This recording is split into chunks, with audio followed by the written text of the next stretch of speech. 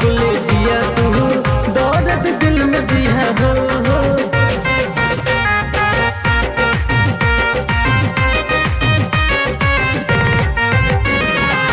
जब से गैला बलम बंगाल में कवनी सवतिया के फंस गैला जाल में।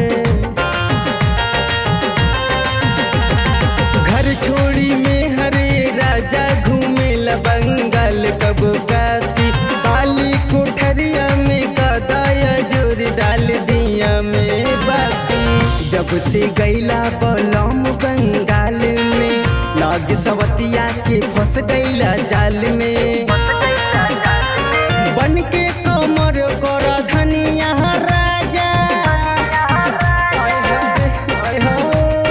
बन के कमर कर धनिया राजा चपकल रही मजा मिले।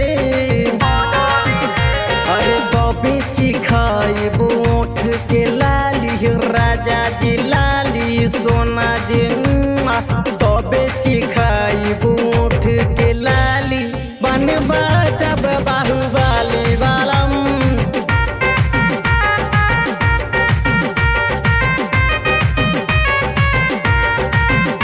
अरे तबे चिखाई बोठ के लाली बनबा जब बाहुबली वालम।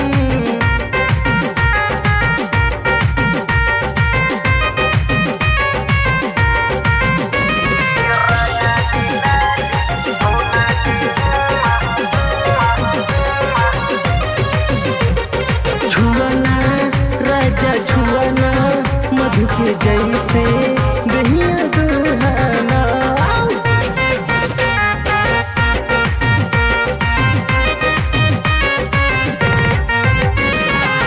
ऊपर बदरिया बनीचवा जमीन हो बिचवा में रजऊ बजावा तू दिन हो।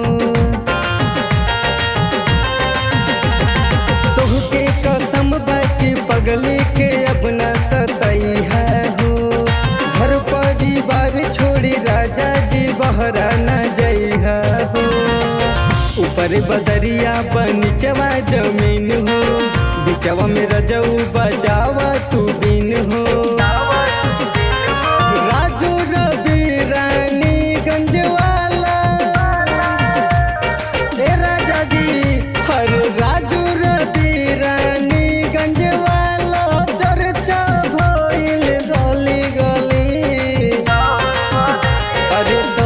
चिखाई गोठ के लाली राजा जी लाली सोना जी तबे चिखाई गोठ के लाली बनबा जब बाहुबली।